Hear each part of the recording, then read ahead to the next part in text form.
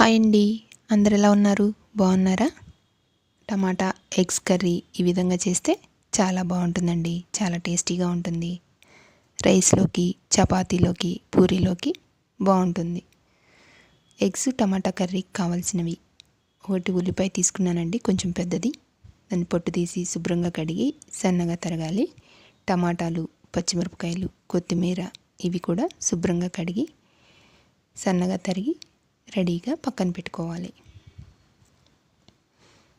Eggs మనకి ఎన్ని కావాలనుకుంటే అన్నీ ఒక బౌల్లో వేసి శుభ్రంగా కడిగి ఒక బౌల్లో వేసుకొని కొంచెం వాటర్ పోసుకొని కొంచెం ఉప్పు వేసుకొని ఉడికించాలి.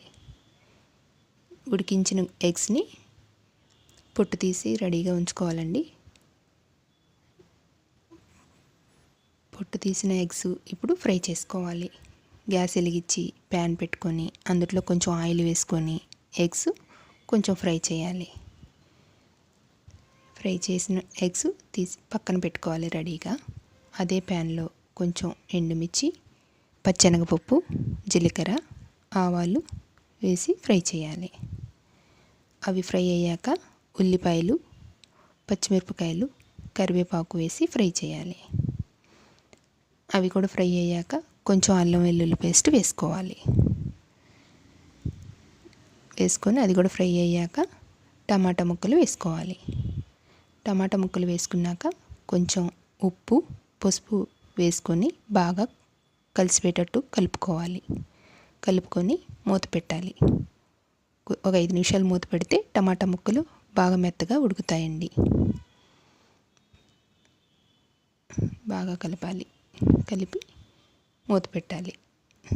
చూడండి, బాగా మెత్తగా ఉడికాయి కదా.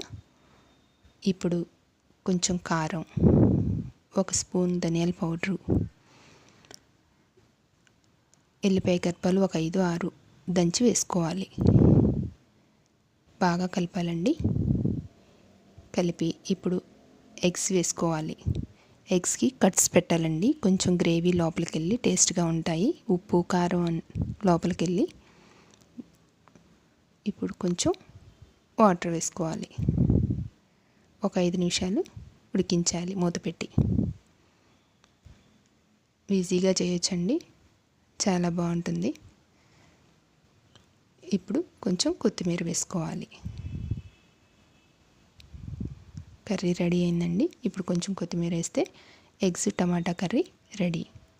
లైక్ చేయండి, షేర్ చేయండి, సబ్స్క్రైబ్ చేయండి, కామెంట్ చేయండి. కొంచెం కొత్తిమీర ఎక్కువ వేసుకోవచ్చు, బాగుంటుంది ఫ్లేవరు.